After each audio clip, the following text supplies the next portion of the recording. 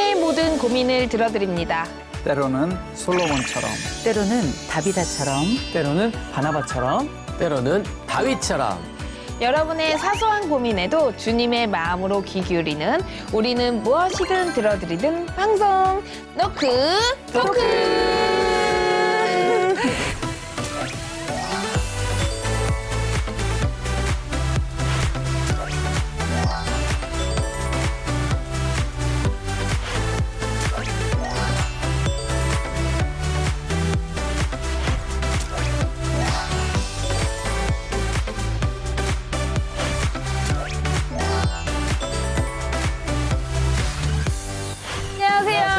안녕하세요. 네. 노크토크 MC 오나입니다. 요즘 질문과 사연 보내주시는 분들 중에 비기독교인 분들도 상당히 많다고 하는데요. 네, 큰 관심과 사랑 보내주셔서 진심으로 감사드린다는 말씀을 드리고 싶고요. 저희 노크토크는 교회의 문턱을 낮추는 일에 앞장서고 있으니까요. 마음에 어려움이 있으신 분들 언제든지 노크토크에 문을 두드려 주시기 바랍니다. 그럼 오늘도 은혜 충만한 시간 시작해 보도록 하겠습니다. 오늘의 질문 함께 들어볼까요? 내가 그 말을 듣고 나서 내 심리적인 상태와 내 정서가 불안해진 거야. 아이고. 나 이게 힘들 때. 영향을 받는데. 영향을 받는다니까. 불안하니? 아니 무슨 일이 있니? 이렇게 생각하기 때문에 일반 사람들도 그렇게 자주 보는 사람들 좀 이상하게 생각해요. 그분은 기독교인이 오면 보인대. 용하시네요, 그분. 제가 그거 한 10번 갔거든요. 진짜로? 이렇게 머리에 딱 손을 얹는 순간 뭐라고 했어요? 뭘 궁금해. 아, 근데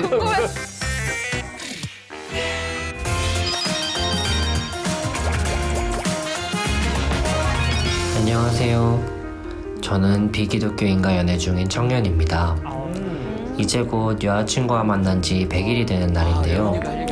얼마 전부터 여자친구가 계속 사주 카페를 가보고 싶다고 하네요. 아무래도 제가 교회를 다니다 보니 그런 곳에 간다는 게 조금 불편하기도 하고 그렇다고 기념일인데 거절하기도 좀 그렇고 어떻게 해야 될지 고민이 돼서 이렇게 질문을 보냅니다. 노크토크 식구들, 기독교에는 점을 보면 안 되나요? 저는 어떻게 해야 할까요? 아하.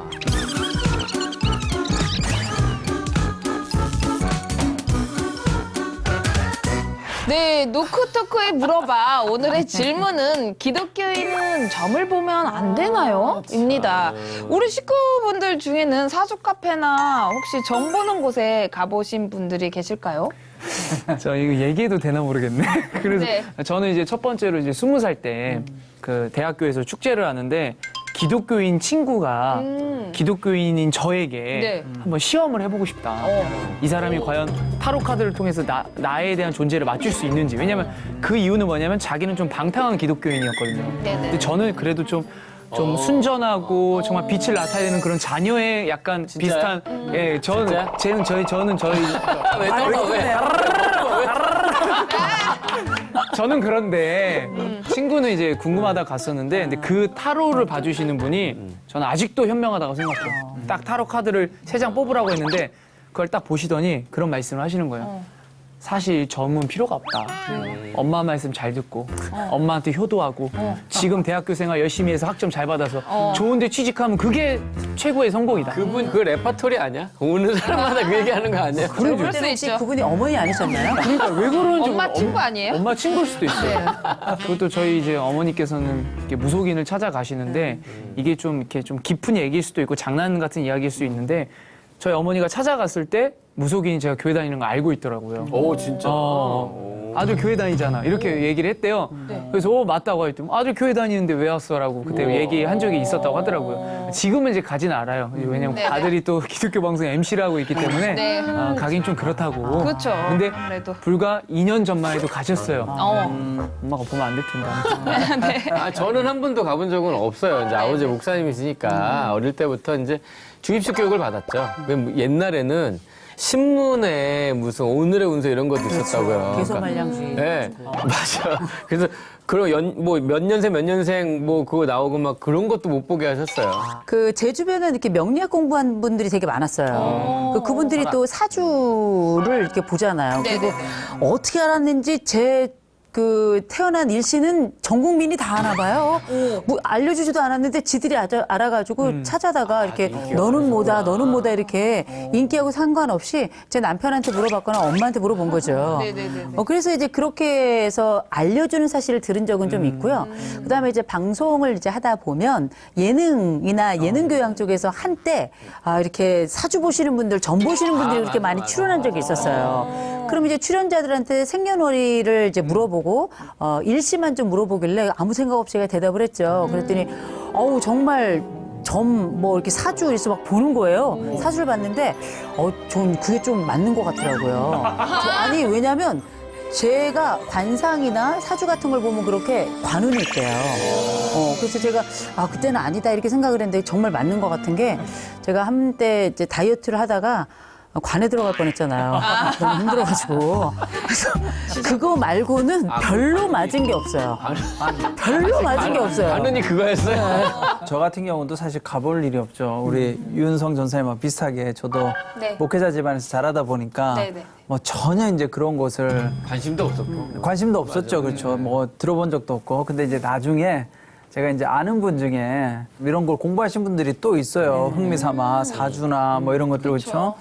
그래서 이제 공부한 분하고 이야기를 하다가 호기심 삼아 좀 물어본 적도 있고 네네네. 저 말고 제 주변에 있는 분들 네, 좀 저를 힘들게 하는 사람들 그랬더니 미래가 어떻게 되겠느냐. 그렇죠.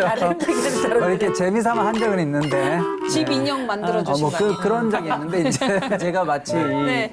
그 사주를 본 것처럼 이야기를 했는데 그건 아니고 그럼요. 재미삼아 물어본 적이 있고 다들 마음이 네. 쓰여가지고 아니 근데 많은 분들이 이런 얘기를 하세요. 네. 이렇게 명리학 같은 거는 사실 이게 점이 아니라 통계를 중심으로 그렇죠. 한다. 이제 이런 얘기를 하는데 그 진위를 떠나서 사실 약간 불편하게 생각하시는 분들은 좀 꼭 있다고 생각하지만 그럼요. 그럼에도 불구하고 늘 호기심을 갖는 아주 묘한 존재가 그 점이나 사주가 아닌가 싶어요. 맞아요. 저도 예전에 방송에서 저의 그런 상황들을 맞추는 프로그램에 제가 말했던 것 중에 거짓을 찾는 뭐 그런 거였었는데 한 분 빼놓고 뭐 그걸 찾아내시긴 했어요. 근데 끝나고 나서 이제 집에 가려고 하는데 한 무속인 분께서 교회 열심히 다니라고 저한테 진짜로 저한테 용하시네요 그분. 네 교회 열심히 다니라고. 제가 어느 방송에서도 같이 했던 분인데 네. 굉장히 유명한 그러니까 이분은 귀신을 이렇게 모셔서 하는. 근데 그분은 기독교인이 오면 십자가가 보인대요. 십자가 딱 보인대요. 저도 그 얘기 들었는데 제가 한동안 어떤 연구를 했냐면 점과 상담의 차이. 사람들은 점과 상담의 차이를 어떻게 생각하는가 해가지고 그러면 이 실제 점도 보고 상담을 한 사람도 찾아야 되지만 실제 그 점을 봐주는 무당도 좀 찾아가야 되잖아요. 네네. 그래서 마침 제 친구들 중에도 무당이 좀 있어요. 그리고 이제 그 무당의 소개를 받아서 다른 무당들을 이제 찾아가가지고 얘기를 들어보면 실제 몇몇 분들 중에는 굉장히 우리가 흔히 말하는 종교 체험 같은 그런 얘기를 하는 분들이 계시긴 계신데 그러나 그 이외의 이야기를 해주시는 분들도 상당히 많았습니다. 궁금하시죠? 네. 곧 나옵니다. 언제요? 커밍스.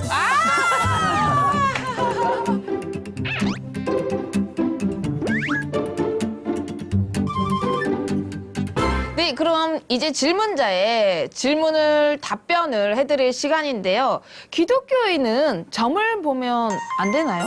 사실 뭐 이렇게 굳이 뭐 가야 되나 이제 이런 생각이기는 해요. 네네. 근데 미래가 궁금해서 가는 거잖아요.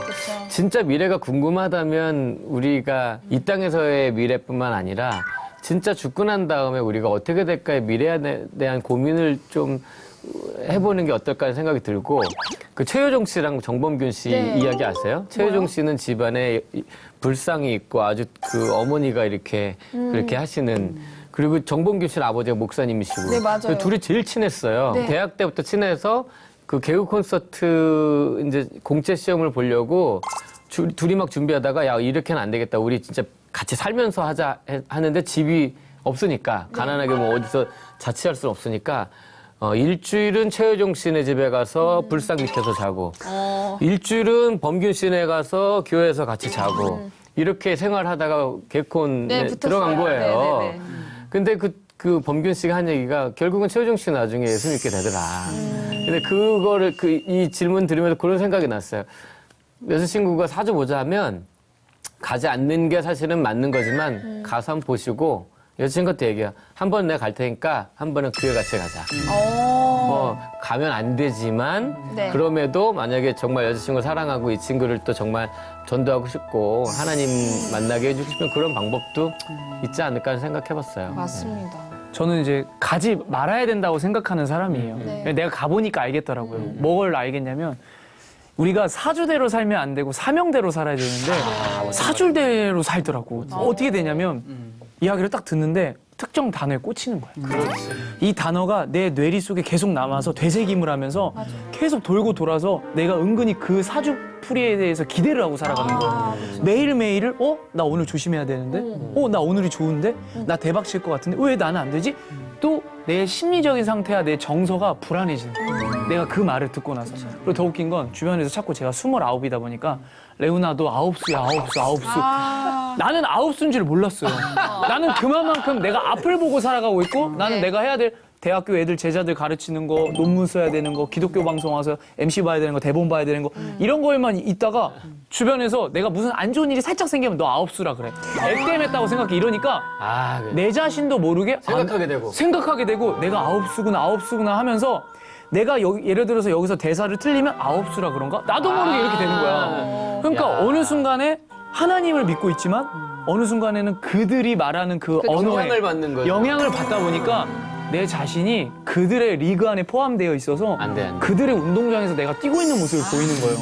내가 보면서 와 인공 풀장에서 예수 그리스도와 손잡고 공을 차야 되는데 잡초에서 내가 공을 차는 거야. 그러니까 나는 멋진 말 많이 하네. 이거는 왜 이런 말을 할 수 있냐면 네. 무속인을 만나봤고 다 해봤기 때문에 경험을 해보니까 우리 엄마가 맨날 각오하니까 이러는 거 아는 거예요. 엄마가 나한테 맨날 전화 와서 그래요. 야 무속인이 하는데 레온이 너는 경찰이 돼야 된다는데 근데 내 처지는 뭐예요? 경찰이 못 돼요 공부를 못하니까. 나는 근데 개그맨이잖아요. 내가 경찰 됐으면 나도 좋겠지. 대신 여기는 안 나오겠지. 근데 그거 못 맞추는 거잖아. 근데 나는 또 경찰 되기는 걸 기대를 하고 있어. 아이고, 나 힘들 때 영향을 받는다. 영향을 받는다니까. 제가 예전에 그 만났던 성도님이 그런 이야기를 해주시더라고요. 본인이 이제 그 전에 아마 무속인을 좀 했나 봐요. 저보고 그러더라고요. 목사님, 그 전보러 오는 분들 중에 기독교인들이 한 30% 정도 돼요. 네. 장로님, 권사님들도 많아요. 그러시더라고요. 아마도 많은 사람들이 기독교인이거나 아니거나 누군가가 다 불안이 있고 두려움이 있고 미래에 대한 염려가 다 있다라는 거죠. 성경에도 보면 이제 이런 내용이 나와요. 내가 쫓아낼 이 민족들은 길흉을 말하는 자나 점쟁이의 말을 듣거니와 내게는 내 하나님 여호와께서 이런 일을 용납하지 아니하시느니라.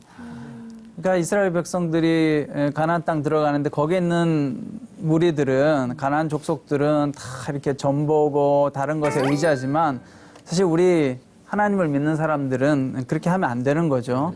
그런 의미에서 우리 삶의 진정한 주인은 하나님이시다라는 거를 저는 이 형제가 다시 한번 조금 생각하면 좋을 것 같고. 잠깐만.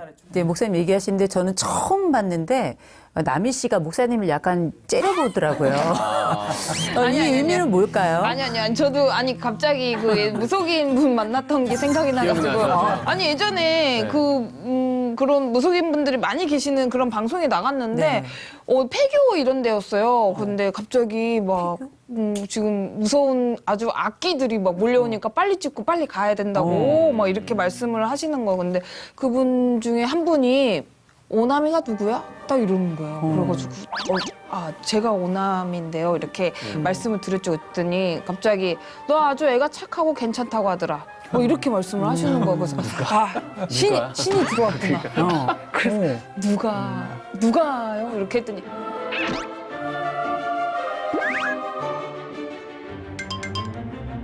동렬이 몰라? 동민이 매니저 걔가 아주 너 착하고 괜찮다고. 그냥 들은 얘기를 이거 재밌다, 이거 재밌다. 이거 재밌다, 이거. 그 얘기를 하려고 이렇게 내가 할까 아니, 말까. 이게 대부분의 그 철학관에서 사주 보시는 분들은 네. 상담 오신 분들이 얘기를 다 해줘. 그러니까 됐고, 남편하고 좀 문제가 있으시네요. 자기가 다 얘기했는데 이 얘기 듣고 남편하고 좀 문제가 있으시네요. 그랬더니 맞아요. 어떻게 하셨어요? 얘기를 다 들은 거지. 다 들은 거지. 그런 경우가 많. 찝는 경우도 있잖아요. 제일 직업으로도 괜찮겠는데? 연습만 좀 하면? 연습, 예체능이지? 아닌데요. 갔으면 큰일 날 뻔했어요. 이렇게 얘기를 하더라고 실제로 그러니까 이제 거기서도. 두 가지 또 같은 계열에 있으니까 다 얘기할 수 있잖아. 너무 그쵸, 그쵸. 신기하다. 맞아. 저는 뭐 볼 수 있다고 생각해요. 뭐 재미로 볼 수도 있고 그럴 수 있는데 대부분 우리가 점이나 사주를 보러 간다 그러면 일반 사람들도 그렇게 점이나 사주를 자주 보는 사람들 좀 이상하게 생각해요. 되게 불안하니? 아니 무슨 일이 있니? 이렇게 생각하기 때문에 우리가 흔히 믿지 않는 사람들 가운데서도 사주를 보는 것도 자주 보는 것에 대해서는 그 사람에 대해서 신뢰감이 떨어지게 느낀다는 거, 그걸 먼저 기억하셔야 될 것 같고요. 그래서 되게 이제 사주를 많이 보는 직업군들이 있어요. 네. 작가들 진짜 많이 봐요. 맞아요. 작가들은 깜짝 놀랄 정도로 봐요. 왜? 그리고 연예인들을 진짜 많이 봐요. 그쵸. 왜냐? 늘 불안하거든요. 시청률 얼마나 나오나, 내 미래는 어떻게 될까, 이런 것들에 대한 불안이 있기 때문에 불안감이 높은 사람들이 당장 이 불안을 내가 견지하고 끌고 갈 만한 힘이 없을 때 우리가 그냥 급하게 누군가 뭔가를 해줬으면 좋겠거든. 누군가 그 답을 줬으면 좋겠거든. 그 답이 설혹 틀리다 하더라도. 그런데 이제 우연히 이게 늘 되거나 안 되거나 50대 50이에요. 시청률이 높거나 낮거나. 아니면 뭐 너랑 헤어지거나 안 헤어지거나. 둘 중에 하나이기 때문에 이게 로또보다 높아. 그러네요. 그냥 맞출 예. 수도 있네. 그런데 실제 생각해 보면 우리가 이 부분에 대해서 해야 되냐 말아야 되냐 둘 중에 하나만 선택하라고 한다면 전 하지 않았으면 좋겠다라고 생각을 해요. 왜냐하면 신점 같은 경우는 신이 얘기를 해준다는 거예요. 신의 그 계시나 아니면 얘기에 따라 가지고 그 전체적인 결과를 알려준다는 건데 그러면 우리의 현재와 미래의 주인은 누구냐는 거예요. 그러니까 우리가 그 실제 가지고 있는 그 삶의 영역에서 단순히 어떤 불안의 문제를 떠나서 점을 본다는 건 내 마음속에 진짜 불안할 때 부를 수 있는 이름이 바로 내 주인이에요. 난 누구를 부르고 있는가 물어봐야 된다는 거고요. 남자들이 여자들보다 훨씬 더 점 보는 비율이 낮아요. 왜냐? 남자들이 스스로 내가 그런 데 가면 약하다고 생각하거나 또는 그건 비이성적이라고 생각을 하거나 비과학적이라고 생각을 해요. 근데 이게 이성인지 과학인지 뭔지 그거에 대해서 얘기하고 싶지 않아요. 그러나 분명한 건 적어도 우리가 어떤 확실성과 불확실성 가운데 강함과 약함을 찾는다면 점과 사주와 같은 경우는 우리의 약함을 여과 없이 드러낼 뿐만 아니라 한번 나의 안쪽에 있는 살 부분을, 심장 부분을 드러내기 시작하면 계속 그 불안을 견디지 못하고 거기다 자기를 계속 내어줘야 된다는 거죠. 의존성도 강화되고 습관화될 수도 있기 때문에 저는 여자친구가 사주 카페에 갈 수 있어요. 그런데 그 전에 물어봐야죠. 네가 가는 이유는 뭐니? 뭐가 궁금하니? 혹시 오빠가 궁금하니? 오빠의 마음이 궁금하니? 우리의 미래가 궁금하니? 내 속에 너 있고 너의 미래도 나에게 있어. 나의 미래도 너에게 있어. 이렇게 얘기해 주셔야 될 것 같아요. 아니 오늘 왜 이래 지금 두 분 다 지금 왜 이렇게 멋진 말씀하시는 거예요? 가보니까 그래. 그럼. 가봐서 그러는 거야. 안 좋은 거야. 만나보세요. 아유. 네, 어떤 상황에서도 우리의 삶을 계획하시고 인도하시는 분은 우리 하나님 아버지 한 분뿐이라는 걸 꼭 기억하셨으면 좋겠습니다. 그럼 이어서 오늘의 사연 들어볼게요. 성숙하지 못한 분들이 좀 내가 원하는 대로 교회가 가지 않을까 해서 돈과 딱 연결이 되게 되면 여기서 권력이 파생을 하게 되더라고요. 여기 내가 세웠어. 프랜차이즈죠. 여기 내가 했어. 맞아요. 그럼 또 거기 가서 관리 감독을 하시고 매장같이 돼요 교회가. 장로님 되고 싶죠? 나중에 돼야죠. 조장로. 조장로님 되고 싶은 거죠? 나 옛날에 한때 방송에서 한 가닥 했잖아. 이런. 노크토크 식구들 그동안 안녕하셨어요? 저는 예전에 교회 안과 밖이 다른 장로님에 대한 고민 사연을 보냈던 집사인데요. 기억난다, 기억난다. 문제가 해결되지 않고 오히려 더 심각해져서 다시 이렇게 사연을 보내게 되었습니다. 장로님은 최근 교회에서 담임 목사님을 쫓아내고 아이고. 자신이 그 자리에 아니면 자신의 입맛에 맞는 목사님을 새 담임 목사님으로 세울 계획으로 목사님에게 사임을 압박하셨습니다. 그러나 목사님은 장로님의 의사를 거절하셨고 결국 장로님은 교회의 갈등과 분열을 일으키시고 교회를 떠나셨어요. 참. 그렇게 문제가 일단락되었다고 생각했는데 얼마 전 장로님이 저희 교회 근처에 건물 하나를 임대해 교회를 개척하시면서부터 또다시 복잡한 상황들이 발생하기 시작했습니다. 사실 저희 교회가 분립 개척을 할 때 장로님의 돈이 일정 부분 들어갔었는데 그 당시 자신이 건축 헌금으로 드렸던 모든 돈을 돌려달라고 하시는 겁니다. 장로님은 저희 교회에 있을 때 재정을 담당하셨기 때문에 저희 교회의 형편이 어떤지 누구보다 잘 알고 계신 분이십니다. 그런 분이 그 큰 돈을 갑자기 어디서 구해서 내놓으라는 건지 현재 목사님과 사모님을 비롯해 모든 성도들이 굉장히 힘들어하고 있습니다. 지금 가장 힘든 점은 장로님의 압박에도 저희가 대응하지 않으니 이웃 주민들에게 저 목사가 내 돈을 빌려가서 갚지 않는다. 저게 사실은 내 돈으로 세운 교회다. 내가 저 목사에게 쫓겨난 것이다. 라는 말을 퍼뜨리며 교회의 인식을 안 좋게 만들고 계신다는 겁니다. 현재는 돈을 갚든지 교회에서 나가든지 둘 중에 하나를 선택하라고 계속해서 교회와 목사님을 압박하는 상황입니다. 노쿠토쿠 식구들, 지금 저희 교회가 이 상황을 어떻게 헤쳐나가야 될까요? 목사님을 도와드리고 싶은데 어떤 방법으로 도와드려야 될지 막막하고 속상합니다. 저희 교회와 목사님을 위해 기도해 주세요라고 사연을 보내주셨습니다. 네, 오늘의 사연은 장로님의 부도덕한 행동으로 인해 힘들어하고 계신 교회 식구분들의 사연인데요. 사실 저희 노크토크와는 두 번째 인연이라 처음 사연을 들을 때는 굉장히 반가웠거든요. 근데 사연을 끝까지 들어보니까 마음이 굉장히 무거워지는 느낌이 들어요. 목사님, 실제로도 이런 일들이 교회 안에서 이게 많이 일어나나요? 사실 굉장히 많이 일어났죠. 네, 뭐 사람이 모인 곳이니까 네네네. 갈등이 많이 있을 수밖에 없죠. 이제 제가 아는 한 경우도 이제 어떤 목사님이 그 교회 부임을 했어요. 그래서 이제 목회를 쭉 하다가 교회를 건축하게 된 거예요. 네. 건축하게 되니까 이제 장로님들 중에 이제 건축위원장을 세우는데 근데 이제 그분이 원래는 재정 담당 또 장로님을 하고 계셨던 거예요. 그러니까 재정과 관련된 건축도 재정과 관련되니까 두 개나 맡으니까 이제 이 목사님이 장로님 두 가지 중에 둘 다 너무 중요하니까 하나만 하십시오. 그렇게 해서 그 장로님이 건축위원장직을 맡았어요. 근데 시간이 지났는데도 이 재정 장로 이 직을 안 내려놓는 거야. 그래서 이제 이렇게 확인을 해보니까 이 재정 장부를 보니까 이제 여러 곳에 이제 돈이 빈 곳이 많이 있는 거죠. 그러니까 교회 내에서 어쨌든 이렇게 장로님들이 어떤 영향력을 행사하다 보면 장로님께서 마치 이건 내 교회가 아닐까. 내가 또 이렇게 헌금도 많이 하고 또 교회에다가 많이 후원도 많이 하다 보면 이제 그런 마음이 생기는 것 같아요. 이제 그럴 때 목사님하고 나하고 생각이 달라지면 이제 장로님 입장에서 마음이 불편해지는 거죠. 내 뜻대로 이제 교회가 안 가는 것 같고. 교회마다 우리가 은사가 참 다양한데 가르는 은사가 있는 분들이 있어요. 이게 가르고 분열해가지고 당을 짓고 그다음에 분리해 나가고 이런 경우들이 있는데 말씀하신 것처럼 조직이기 때문에 그리고 동사처럼 막 이렇게 굉장히 운동성 있는 조직이 또 교회잖아요. 그렇다 보니 이 조직 안에서 여러 움직임들이 다양하게 나타나고 이게 때로는 긍정적이고 때로는 부정적일 수 있는데 돈과 딱 연결이 되게 되면 여기서 권력이 파생을 하게 되더라고요. 근데 만약에 이분이 어떤 목사님을 지원을 해. 그러면 이 목사님이 교회 내에서 세를 얻어요. 지원을 하시니까. 그리고 난 다음에 교회 내에 이런저런 분란이 딱 생겨나면 이 목사님과 연합한 이 장로님을 중심으로 해서 거대한 그룹이 이렇게 뜯어져 나가는 이런 양상이 벌어지는데 보통 장로님들이 그런 경우도 있고 경우에 따라 목사님들이 어떤 분란 과정을 통해서 나중에 교회의 일부 힘이 있는 장로님들을 모시고 교회를 이렇게 분리하는 경우가 있어요. 네, 그러면 어떤 일이 벌어지냐면 분리해서 나간 그룹은 성할 것 같은데 또 그렇지 않고요.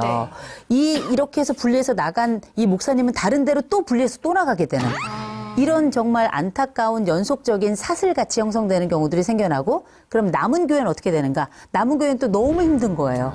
재력이 있고 그다음에 추진력이 있고 그다음에 여러 일할 만한 일꾼들은 또 다 나가버렸기 때문에 그러면서 정말 아픈 듯이 고통스러운 세월을 지내다가 또 그래도 남은 교회는 어떻게든 또 살아나요.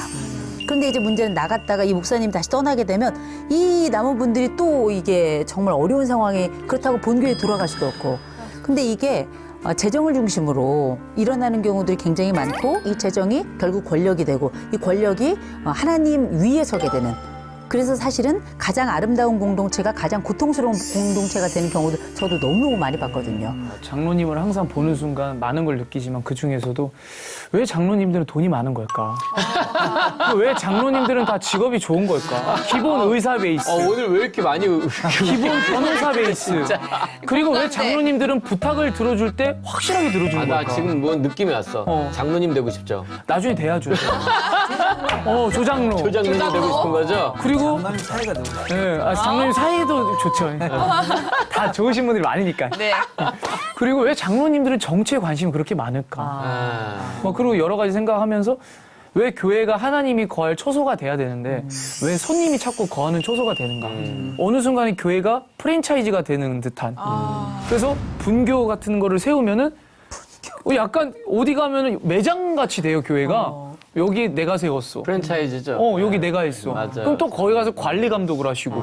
그러다 보니까 제 또 친한 형님이 이것 때문에 상처를 받아가지고 지금 목사 생활을 이제 그만두고 있어요. 네. 뭐냐면 아이고.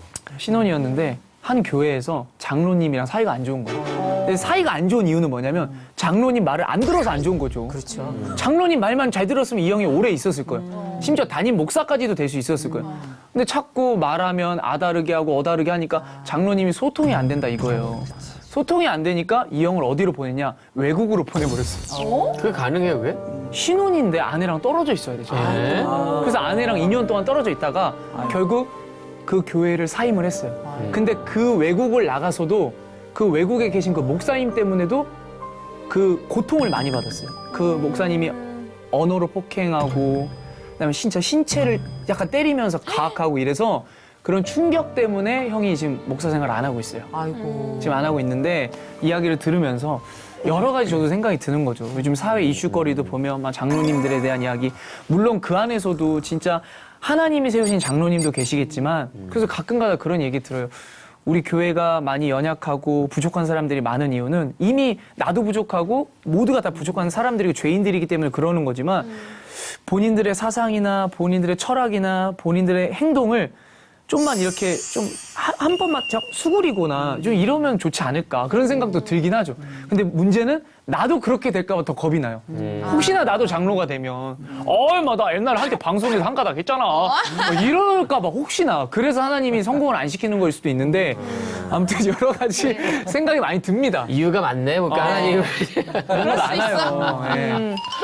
네, 사연자분의 교회 같은 경우에는요, 교회를 건축할 때 장로님의 도움을 많이 받으셔서 더 그렇지 않나 싶은데요.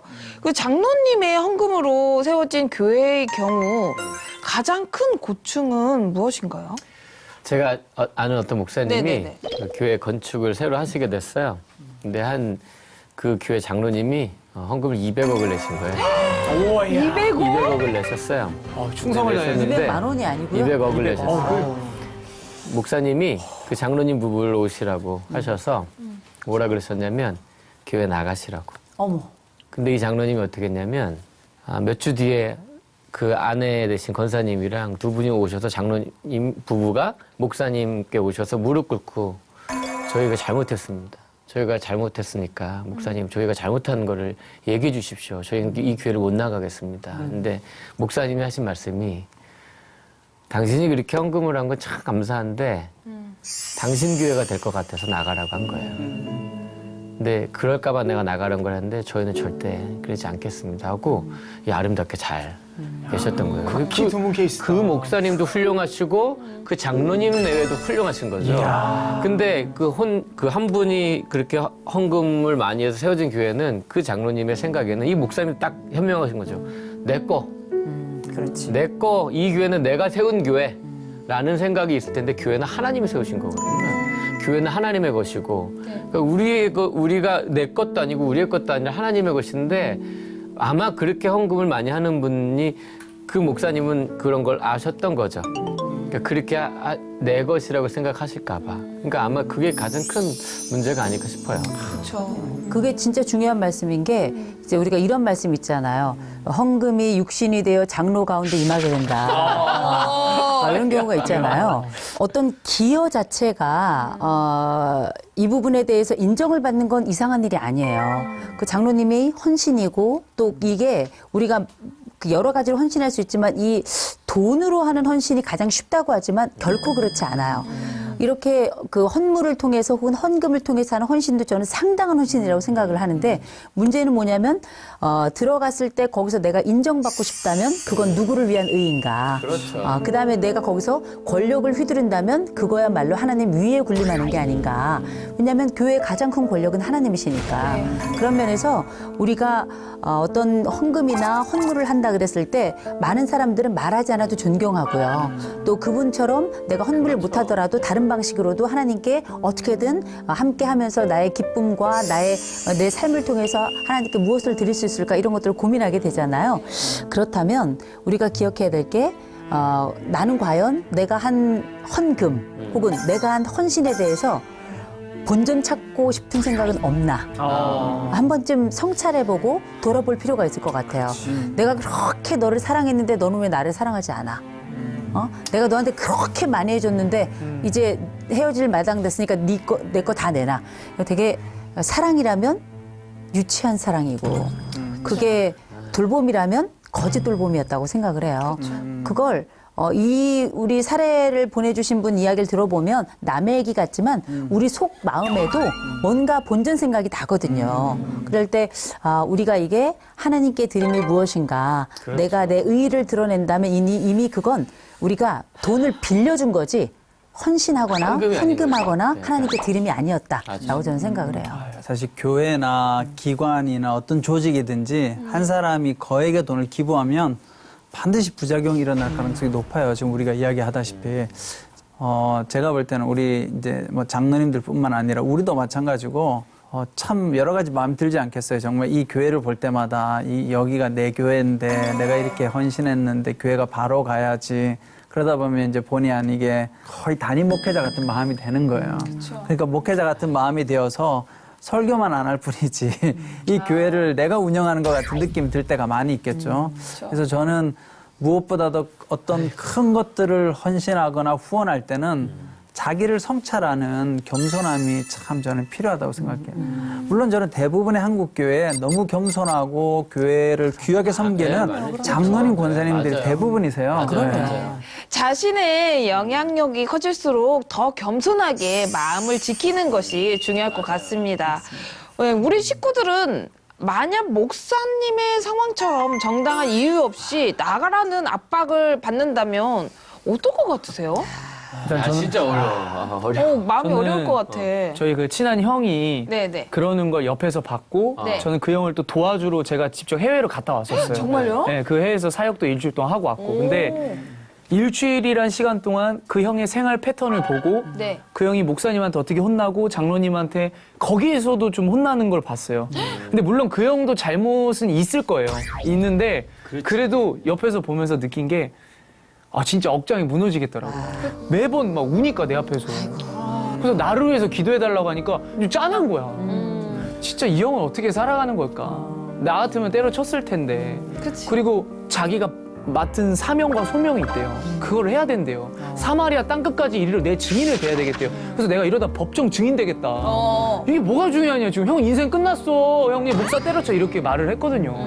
만약에 이 상황이 제 상황이었으면 저는 그만뒀을 것 같아요. 그러니까 제 개인 인간적인 생각이라면. 그렇죠. 기분도 나쁘고 자존심도 상하고 내가 왜 여기서 이런 대우를 받으면서 있어? 라고 생각하고 제 자존심을 그만뒀을 텐데 제가 이렇게 생각해보면 못 그만두지 않았을까. 성도들 생각하면. 이 성도들은 그럼 어떻게 내가 나가면 이 성도들은 뿔뿔이 흩어지는 게 불보듯 뻔한데 그거를 성도들은 계속 목사님과 함께 믿음 생활하면서 말씀 듣고 지탱하고 있는데 그래서 만약에 저라면 저 때문에 분열이 된다 하면 그때는 물론 알겠습니다 하겠지만 이런 지금 상황에는 저는 끝까지 성도들과 함께 이런 어떤 보호막 역할을 좀 해야 되지 않을까. 내가 이런 지탄을 받더라도 네. 성도들 생각하면 내가 이거를 계속 지켜줘야겠다라는 생각을 좀 할 것 같긴 해요. 물론 이제 이 사연 같은 경우는 장로님이 좀 문제성이 있어 보이지만 우리가 이야기했던 것처럼 꼭 장로님만 문제가 있는 게 아니라 어떨 때는 또 목회자도 문제가 있을 수 있고 사실 뭐가 이렇게 정확하게 맞는지 애매할 때도 있거든요. 이제 그렇게 보면 제가 교육자 입장에서 목회자 입장에서 보면 첫 번째는 장로님이 하는 요구 중에 내가 혹시 바꿀 수 있는 부분이 있는가 한번 이야기는 해볼 필요가 있을 것 같아요.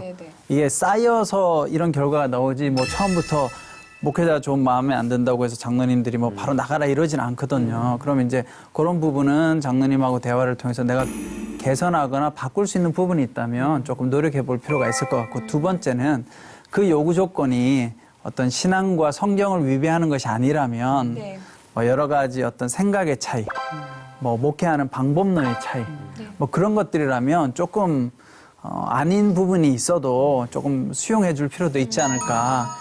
이제 그런 걸 하고 나서도 이제 세 번째, 그래도 계속 문제가 해결되지 않고 장로님의 요구가 지극히 인간적이거나 또 어떤 신앙의 관점에서 봤을 때도 문제가 된다면 목회자는 결정이 나만을 위한 결정보다는 성도님들을 생각해야 될 것 같아요.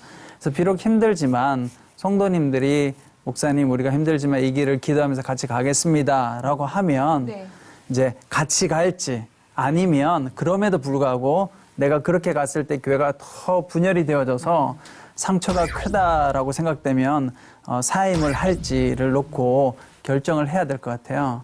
그래서 저 같은 경우도 교회에 여러 가지 이렇게 분쟁들을 많이 보면 그런 마음이 들 때가 있어요. 물론 좀 어떨 때는 목회자가 또 억울하고 속상할 때도 있지만 만약에 생각의 차이로 성도님들이 두 부류로 딱 나눠진다면 그러니까 절반은 이 장로님의 생각이 동해요. 또 절반은 목회자의 생각이 동해요. 근데 사실 목회자가 억울하긴 하지만 그렇게 성도님들이 많이 갈라진다면 저 역시도 사역을 내려놓고 사실은 나가는 게 교회를 위한 것이지 않을까. 그래서 저는 그걸 좀 보면 좋을 것 같아요. 목사님 말씀 들으면 꼭 사연자 같으세요. 현장에 계시니까. 네, 그렇죠. 너무너무 절절하게 말씀하셔서 직관적으로. 네. 많이 보시니까. 네, 지금이야말로 정말 성령님의 지혜가 필요할 때인 것 같습니다.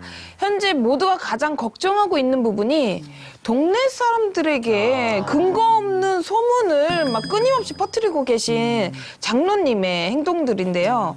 이 지역사회 주민들에게 우리 교회에 대한 안 좋은 소문이 들린다면 마음이 어떠실 것 같으세요? 제가 이런 비슷한 네. 케이스의 교회들 저는 많이 갔었어요. 제가 찬양 사역을 하니까 네네네. 이런 아픔 있는 교회들이 이런 아픔을 치유하고 회복하기 위해서 찬양 콘서트를 여는 경우가 되게 많아요. 근데 제가 기억나는 교회가 LA에서 아주 유명한 교회예요. 큰 교회고. 근데 한인교회요? 네. 그게 딱 예배를 드리는데 목사님이 그날 여러분 기뻐하십시오. 오늘 우리 교회에 있었던 마지막 20번째 모든 소송의 결과가 다 끝났습니다. 다 이긴 거야. 소송이 20개 걸린 거예요. 그거를 5년 동안 그 소송을 20개를 해서 마지막으로 결론이 그 예배드리기 전날 금요일 날 다 나서 변호사님이 목사님 너무 고생하셨습니다. 다 무혐의 다 됐습니다. 이렇게 하고 그걸 선포한 날이 그날이었어요. 제가 그 교회 전후좌우 사정도 몰랐는데 괜히 감동이 되는 거예요. 그 교회도 장로님 한 분이 이 재정적인 문제로 문제 일으키고 심지어 목사님 방에다가 도청장치까지 해놓고 이 정도로 문제가 심각해졌었어요. 신문에 광고 내고 피켓팅하고 있고 예배당 문장 가서 주차장에서 예배 드릴 정도로 아주 유명한 교회인데.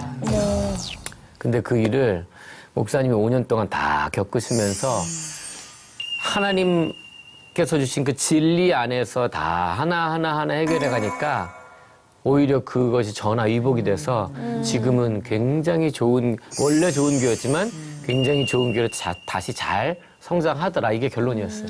저는 사실 이번 사례를 보면서 어떤 생각이 들었냐면 내가 외부 사람이라면 그 장로, 그 교회 상관없어요. 기독교인들은 이상할 것 같아. 그렇죠. 네. 맞아요. 기독교인들 맞아요. 이상한 사람들. 지네들끼리 싸우고 지네들끼리 나온 다음에 지네들끼리 막 욕해. 이렇게 보이는 거예요. 그러면 누구 하나 선한 자는 없는 거예요. 그 가운데 누가 욕을 먹겠어요? 하나님이거든요. 야, 니네 신은 고작 그 정도냐? 그렇죠. 이런 얘기를 들을 수밖에 없는 거라 저는 뭐 너무 좀 마음이 좀 안타까웠고요.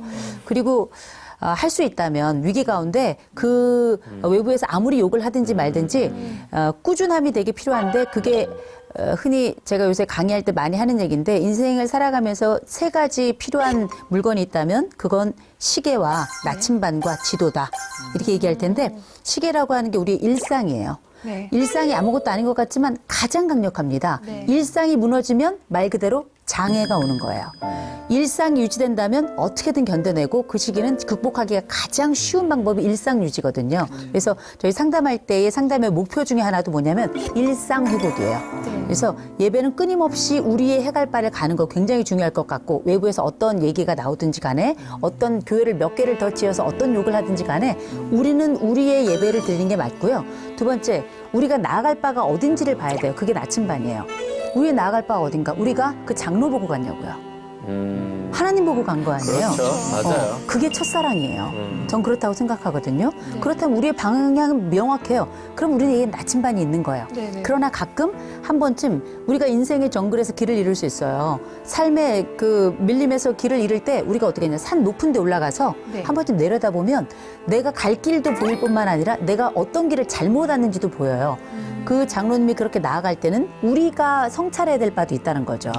또 한 번 이런 일이 없으란 법도 없고 이렇게 함께 성찰하는 과정이 교회의 전 회복이자 치유일 거라고 생각을 해요. 그래서 이렇게 교회의 시계는 무엇인가, 교회의 나침반은 무엇인가, 그리고 교회의 지도는 무엇인가 그렇게 한번 성찰해 볼 수 있는 기회를 갖는 것도 좋을 것 같습니다. 네, 맞습니다. 저도 이호성 교수님 입장에 상당 부분 동의하고 이제 어쨌든 옆에서 계속 힘들게 해도 너무 거기에 그 귀를 기울이지 말고 교회 본연의 모습으로 나가는 게 중요한 것 같아요. 그러니까 이 장로님에 대해서 어떻게 우리도 반응할까를 생각하기보다는 교회의 원래 목적, 복음을 전하고 또 구제하고 봉사하는 일을 그냥 꾸준하게 하는 거죠. 그러면 저는 지역사회에 있는 분들, 교회 안 나가는 분들도 다 알 거라고 봐요. 이렇게 이쪽 이야기, 저쪽 이야기 듣다 보면 저기는 뭐가 문제야 다 알더라고요, 지역 사람들이. 그러니까 그렇게 묵묵하게 버티다 보면 결국 인내하는 가운데 하나님께서 또 그 교회에 주시고자 하는 훈련도 있을 거라고 봐요. 교회가 왜 이렇게 분열되어졌을까? 어쩌면 좀 하나님을 바라보기보다는 우리끼리 너무 평안했을 때 교회가 또 어려울 때도 있거든요. 이걸 오히려 기회 삼아서 더 복음 전하고 더 봉사하면 성도님들은 그것 때문에 더 하나 되고 더 믿음 견고해질 것 같아요. 이 장로님의 이런 독단적 행동 멈출 수 있는 방법이 없을까요? 이제 기도라는 게 사실 저는 이제 중요하다고 생각하는 게 저는 이제까지 기도를 통해서 하나님의 좀 도우심을 많이 받았던 것 같아요. 네.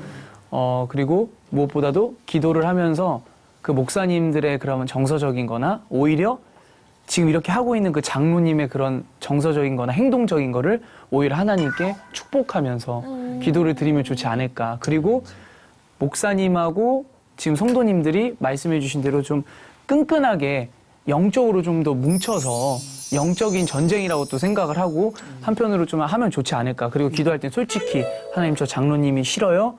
저 장로님 어떻게 좀 해줘요. 이렇게 솔직히. 솔직히. 솔직히 저 장로님 어떻게 좀 해주세요. 나는 그렇게 할 것 같아요. 그러나 또 그렇게 하면 또 너무 너그럽지 못한 것 같으니까. 그쵸. 근데 저는 너그럽지 못하거든요.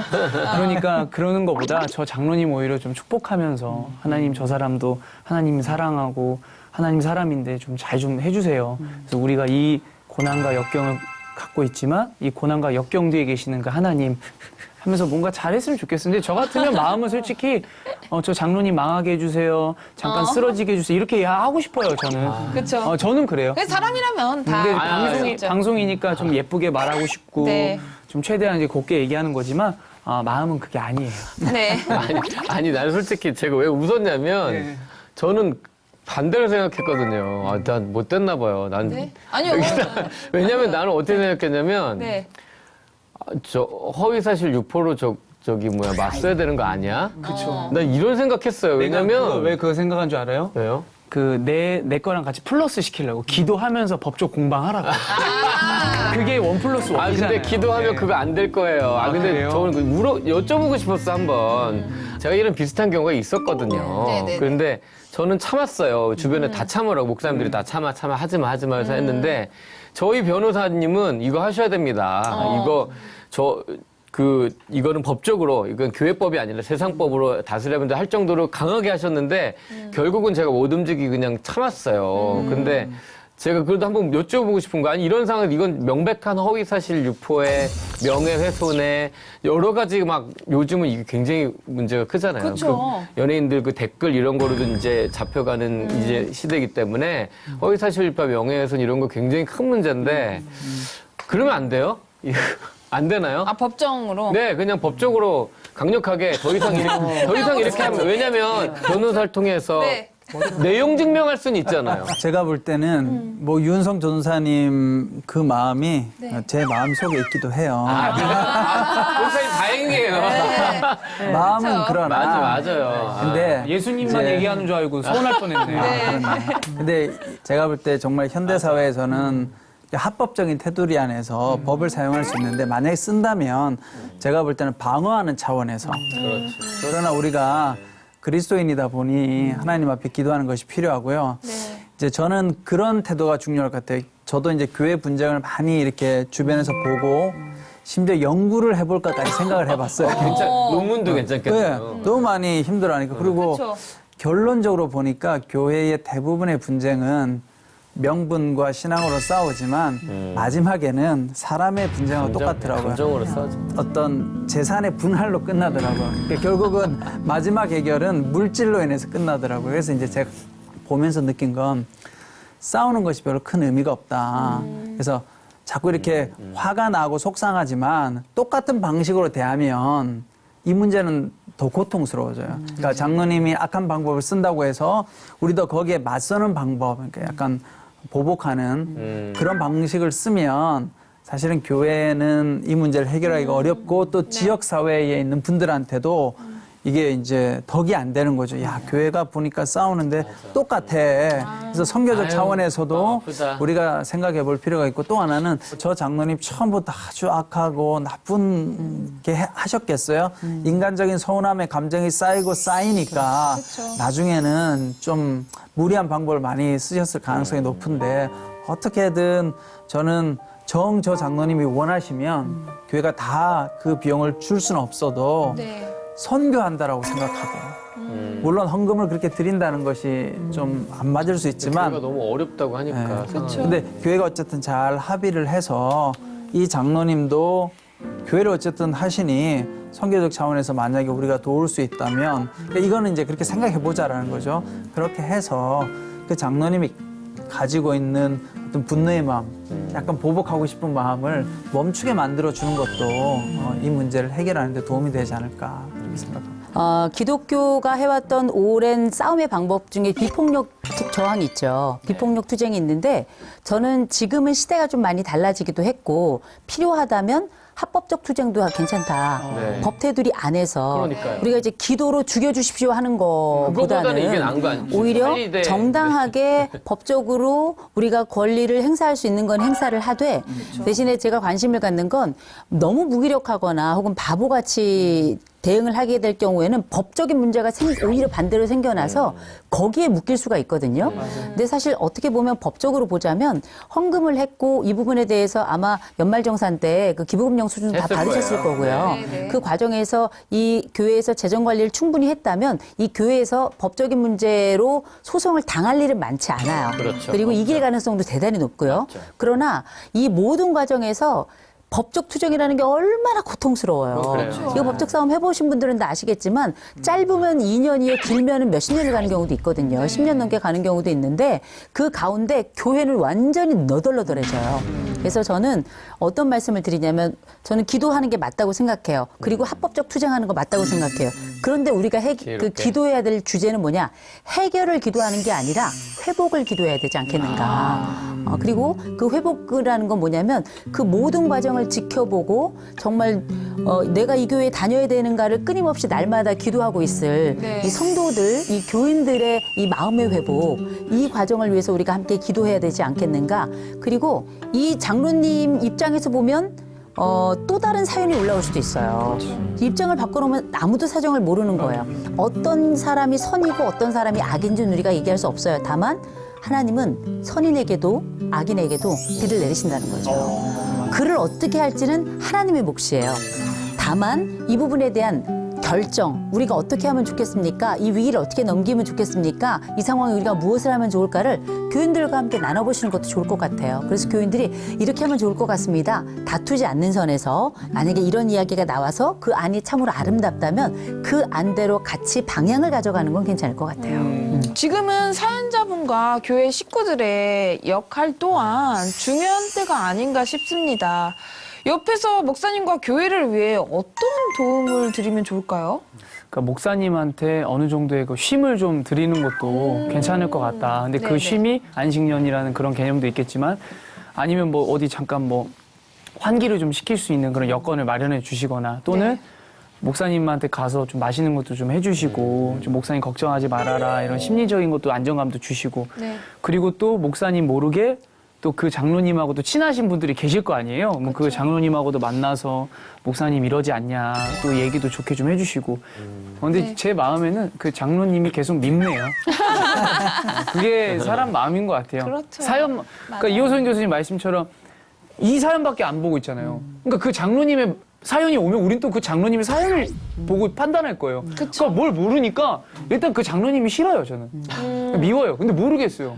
아직 우리가 장로님의 세이를 못 들었어요. 아유, 네. 너무 저기 미워하지 마세요. 쟤는 미워하되 사람은 미워하지. 왜 이렇게 사람을 미워하세요? 요즘 글을 쓰는데 네. 많이 미워하더라고, 사람을 내가. 글 쓰지 마세요. 그 글을 쓰라는 네. 사람을 미워하는 것 같아요, 아, 아무래도. 네, 모르긴 몰라도 글 쓰게 하신 분을 미워하면 졸업이 안 될걸? 그러니까요. 보고 계시나? 빨리 회개하세요. 네.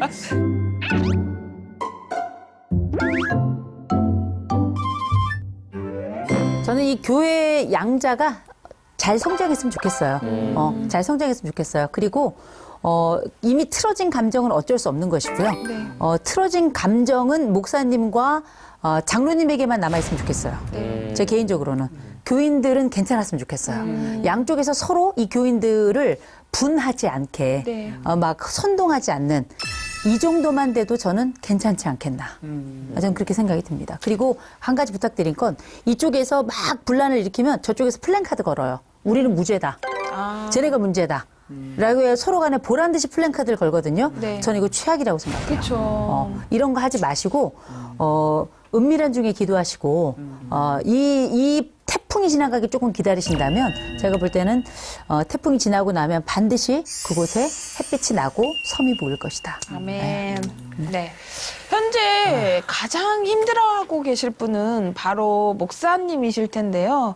목사님 같은 목회자로서 응원의 메시지 부탁드릴게요. 제가 개인적으로 드리기보다는 말씀으로 잠깐 드렸으면 좋겠는데요. 베드로전서 3장 9절 말씀을 잠깐 읽어드리겠습니다.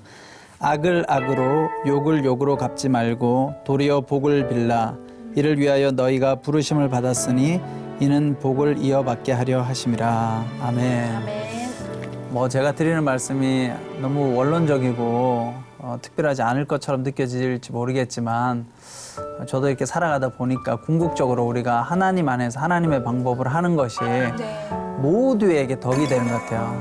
가장 상처가 덜하고. 네, 그래서 지금 비록 힘드시겠지만 여러 가지 인간적인 생각과 방법보다는 지금 우리가 나눈 것처럼 기도하면 저는 하나님의 때에 하나님의 방식으로 분쟁이 해결될 것이라고 생각합니다. 그때까지는 좀 힘들겠죠. 그렇지만 믿음으로 끝까지 잘 이겨내시고 또 이 시간을 통해서 내 믿음이 좀 더 단단해질 수 있는 하나님 앞에서 그런 시간이 되었으면 좋겠습니다. 우리 목사님 힘내셨으면 좋겠습니다. 아멘. 네, 그럼 우리 유은성 전도사님의 기도로 사연 마무리하도록 하겠습니다. 그 누구보다도 하나님이 가장 마음이 아프실 것 같습니다. 하나님 앞에 우리가 먼저 회개하고 잘못을 구합니다. 그럼에도 불구하고 하나님께 기도하는 것은 미워하고 또 상처 입은 또 아파하고 지쳐하고 있는 우리 성도들 또 목사님 혹은 그 장로님까지도 하나님 어루만져 주시옵소서. 교회 안에 일어난 분란들이 결국은 하나님께서 회복시키시리란 믿음이 있습니다. 인간적인 마음으로 믿고 인간적인 마음으로 속이 상해도 하나님 그 부분까지도 미워하지 않도록 우리 마음 가운데 이 교회 가운데 하나님의 어루만지심이 있게 해주시고 그 장로님 가운데 분노함이 사라지고 사자와 어린 양이 함께 있는 것처럼 하나님 나라 안에서 서로 용서하고 또 회복함이 일어날 수 있도록 인도해 주시고 상처가 아물게 해 주시옵소서. 하나님 이 성도들 가운데 흔들리는 성도가 없게 해 주시옵소서. 또한 주변에 믿지 않는 자들로부터 손가락질, 아니 예수 그리스도가 손가락질을 받는 일이 일어나지 않도록 하나님 선하게 하나님의 선한 방법으로 이 모든 일들 하나님 덮어주시고 만져주시옵소서.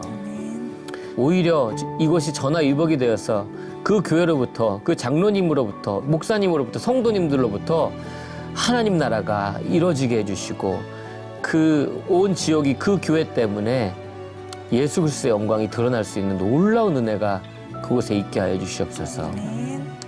상처 입은 목회자의 마음을 어루만져 주시고 그 장로님의 분노를 하나님 만져주시옵소서. 회복하실 하나님을 신뢰하며 예수 그리스도의 이름으로 기도드립니다.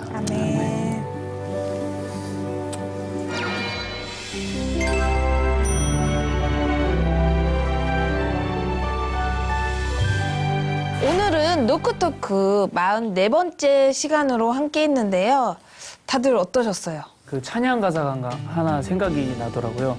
교회를 교회되게 예배를 예배되게 이 가사가 필요한 것 같습니다. 우리 한국 교회가 진짜 교회가 되고 진짜 우리 지금 예배 못 드리고 있잖아요. 잘.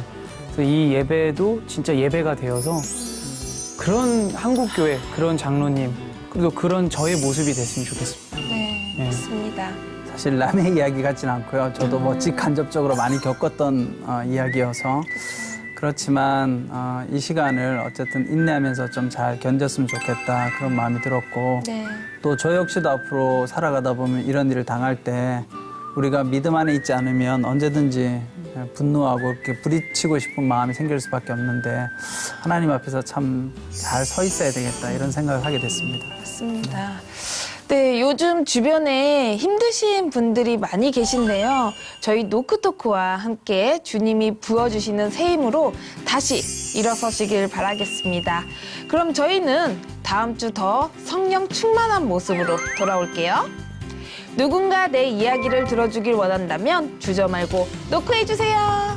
때로는 솔로몬처럼 때로는 다비다처럼 때로는 바나바처럼 때로는 다윗처럼 여러분의 모든 고민을 주님의 마음으로 들어드리겠습니다. 사랑과 위로가 함께하는 이곳은 노크. 다음 주에 만나요.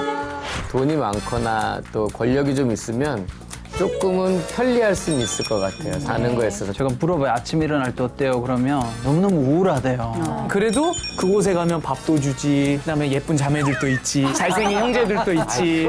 나를 그 공간에 가면은 형제라고 부르고 집에서는 이 새끼 저 새끼 하는데 유료 상담이 아닌 무료 상담. 하나님이 무료 상담이 최고잖아요. 그냥 힘들면 던지면 되잖아. 주님이 영어 강의 하시네요. 맞아. 아, 그렇게